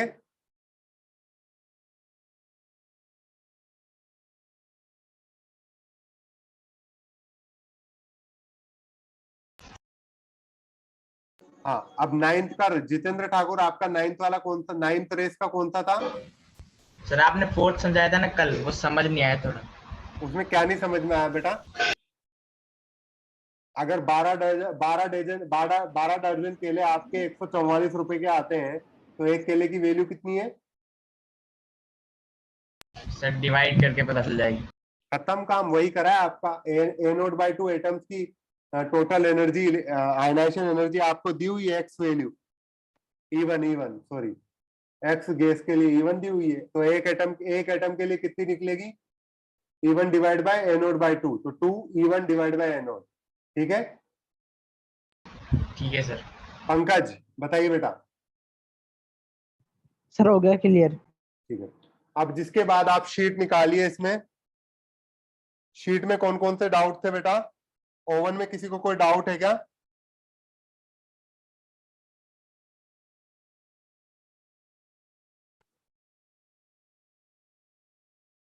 ओवन में मैंने होमवर्क कहां तक दिया था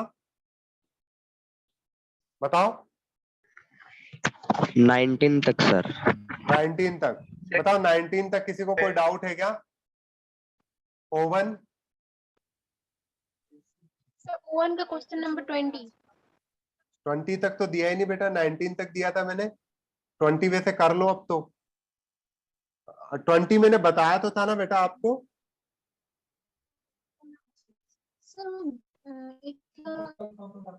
alkaline earth metal always form dipositive ion, क्योंकि उनका इलेक्ट्रोनेगेटिविटी डिफरेंस, सॉरी इलेक्ट्रोनेगेटिविटी नहीं, ionization energy difference less than 10 electron volt होता है। सी वाला ऑप्शन सही नहीं है क्या? मैंने आपको 11 की वैल्यू लिखवाई थी, 11 इलेक्ट्रॉन वोल्ट। हाँ सर 11। रिवाइज करो, रिवाइज करो। ठीक है, आज इसमें होमवर्क क्या करना तुम, तो 33 तक कंप्लीट कर लेना ओवन में। ओवन में 33। ठीक है,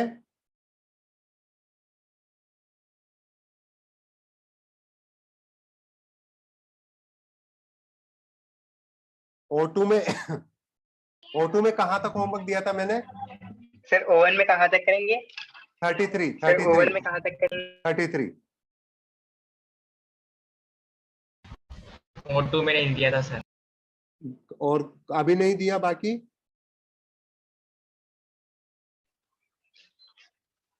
सर O2 O2 में आप करिए 8 तक। दे दिया सर ऑलरेडी है। नहीं दिया अभी शायद। ठीक है, S1 में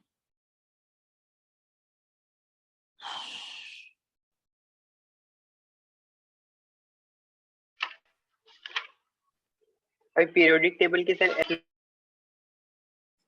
7 को छोड़कर बाकी कर सकते हो। ठीक है, 7 को छोड़कर बाकी किया जा सकता है। ठीक है, S1 में ऑल एक्सेप्ट 7। ठीक है, होमवर्क सिंसियरली करो बेटा, वरना IIT तो दूर की बात है, ट्रिपल मेंस में स्कोर करना भारी पड़ जाएगा आप लोगों के। सर शीट नहीं आई है अब तक। आपके पास शीट नहीं है क्या? डिजिटल अब आ चुकी होगी यार, मेरे पास आया है मैसेज। आयुष राज, आपके पास आ चुकी है शायद, चेक करो। यस सर, आ चुकी है। आ चुकी है ना? मेरे Yes, को sir. पर्सनली उन्होंने मैसेज किया कि सर यहाँ पर आयुष राज के नाम से है। देखो, सर मुझे नहीं आई अब तक। आप मुझे मैसेज कर देना, ठीक है? मैं भेज दूंगा आगे। चेक कर ओके लेना एक बार, अभी भी चेक कर लेना, ठीक है? और H2 में क्या करोगे आप? चलो H2 रहने दो, ठीक है? ठीक है, आज आपका होमवर्क इतना ही है, ठीक है? रेस्ट एंड मत करना अभी, ठीक है? सर O1 का 13। ओवन के 13 में क्या डाउट है बेटा?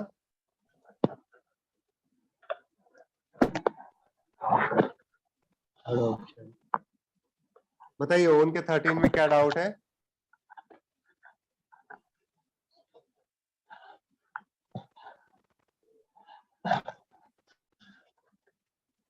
बताइए,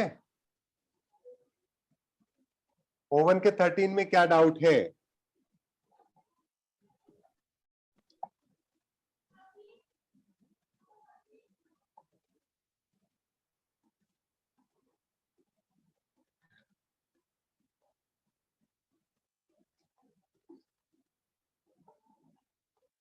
आदित्य,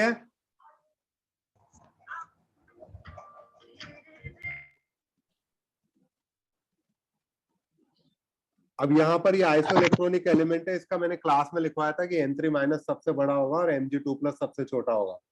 आइसोइलेक्ट्रॉनिक पेयर है, आइसोइलेक्ट्रॉनिक पेयर में जेड इफेक्टिव डिसाइड होता है जेड से, ठीक है?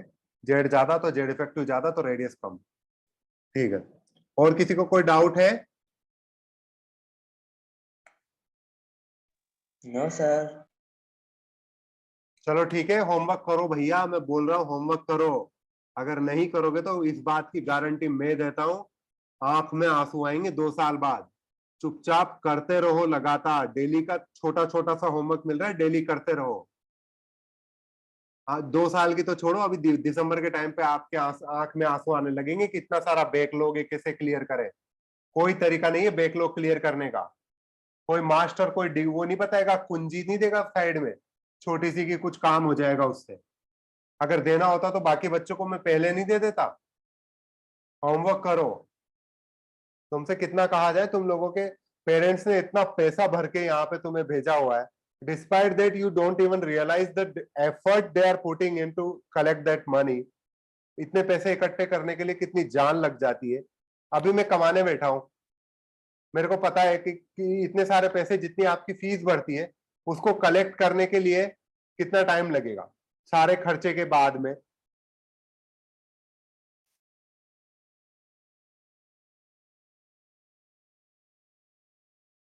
आपको खुद को पता होना चाहिए ये चीज यार। सीरियसली, जितना सीरियसली No, होमवर्क, sir.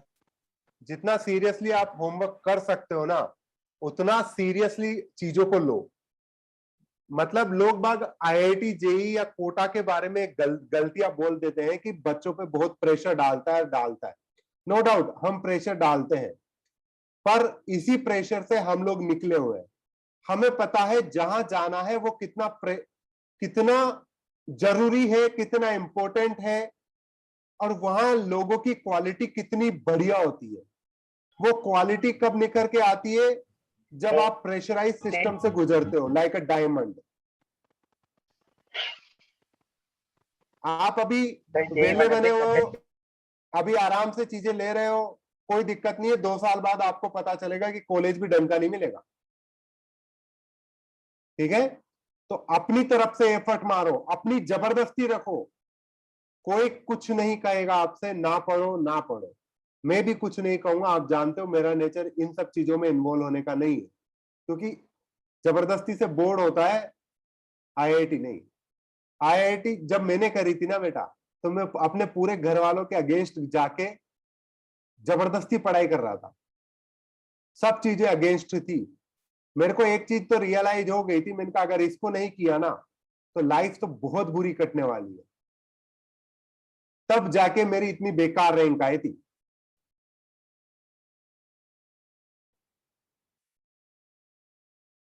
पूरी जान लगा दी थी मैंने पूरे साल, जब जाके इतनी बेकार रैंक आई है मेरी। आप लोग सोचो आप कहाँ स्टैंड करते हो। पता है मेरा शेड्यूल क्या होता था? सुबह 7 बजे उठना, नहाना, नाश्ता नहीं करना, मेरे को खाना अच्छा नहीं लगता था ज्यादा क्योंकि आलस आते थे, एक चाय पी, जाके क्लास में बैठ गए, 1 सवा 1 पे क्लास खत्म होती थी, जिसके बाद दोस्तों के साथ डिस्कस। तब सुबह से कुछ नहीं खाया मैंने, जब से उठा हूं, एक चाय के अलावा सुबह से कुछ नहीं खाया, ठीक है। फिर जिसके बाद 1 सवा 1 पे क्लास खत्म हुई, फिर दोस्तों के साथ डिस्कशन स्टार्ट किया, तो 2 बजे तक डिस्कशन निमटता था कोचिंग में डेली। फिर घर आए, खाना खाया, खाने में 4 या 5 रोटी, 5 रोटी 6 रोटी, ठीक है, उतनी ही मिलती थी मेस पर, उससे ज्यादा मिलती ही नहीं थी टिफिन में। 1000 बार बोलो देता ही नहीं था, ठीक है। कहीं ना कहीं एडवांटेज थी, मेरे को आलस भी नहीं आते थे। हर बच्चे ने किया ये, मैं कोई स्पेशल नहीं हूं, यहाँ हर कोई यही करता है। पर वी गेट ओवर इट कि हमें आगे ऑब्जेक्टिव दिख रहा है तो हमें करना है। फिर जिसके बाद 2 सवा 2 2:30 बजे तक खाना खाया, 2:30 बजे से आप गए चाय पीने, दोस्त के साथ बहुत बातें करी, आधे घंटे का ब्रेक लेते थे चाय पीने का, 3 बज गई, 3 बजे से बैठते थे कब तक?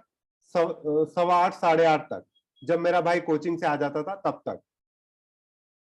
तब वो कोचिंग से आता था 8:30 तक, 8:30 तक एक ही कुर्सी पे बैठे हुए हैं, होमवर्क कर रहे हैं, इधर उधर हिले भी नहीं कुर्सी से। बाथरूम का ब्रेक लिया 2, खत्म बात। क्योंकि मजा ही इतना आता था शीट्स करने में, जब सवाल सोल्व होते थे, समझ में आती थी साइंस, तो मजा आ जाता था चीजों का, ठीक है। फिर जिसके बाद 8:30 पे उठे, खाना खाया, 8:15 पे उठे, खाना खाया, गए 8:45 9 बजे तक आए, गए दोस्तों के साथ जाते थे, बातें करते फुल मजे से। मतलब यूं मान लो कि सुबह आधा घंटा और शाम को 1.25 घंटा फुल दोस्तों के साथ फुल मजे से बातें करिए, पढ़ाई को छोड़कर सब बातें करिए। फिर 9 बजे आए, 9 बजे से वापस होमवर्क स्टार्ट किया, कुछ बचा हुआ था वो देखा, रिवाइज किया, 11:30 पे सो गए, खत्म। पूरे दिन में गिनती के 4 काम होंगे, सोना, नहाना, खाना खाते घूमना, और कोचिंग जाना और पढ़ाई करना, 6 काम थे टोटल। अब तुम्हारी लाइफ में देखो, तुम्हारी लाइफ में कितने काम दो, तुमने कितने कामों में अपना टाइम डिवाइड कर रखा है। और जिस टाइम पढ़ा करते थे ना, ये तो चलो फालतू की बात है, पर जिस टाइम पढ़ा करते थे ना 5 6 7 घंटे, उस टाइम इतना इन्वॉल्व होके पढ़ते, कोशिश करते थे खुद को डालने की कि नहीं यार, अगर इतना इन्वॉल्व नहीं हुए ना, कुछ भी छूट गया ना तो पीछे रह जाएंगे, सवाल बिगड़ जाएगा। नंबर कम हो गए ना किसी भी हालत से, रैंक की नहीं सोचता था मैं कभी भी, मैं ये सोचता था कि मेरे नंबर सबसे ज्यादा आने चाहिए, मुझे सबसे ज्यादा आना चाहिए, खत्म बात।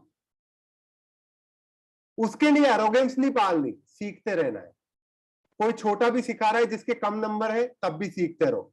कोई बड़ा भी सिखा रहा है जिसके बहुत ज्यादा नंबर है, तब भी सीखते रहो,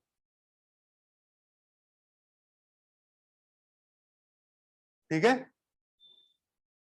होमवर्क करो, होमवर्क पूरी श्रद्धा के साथ में,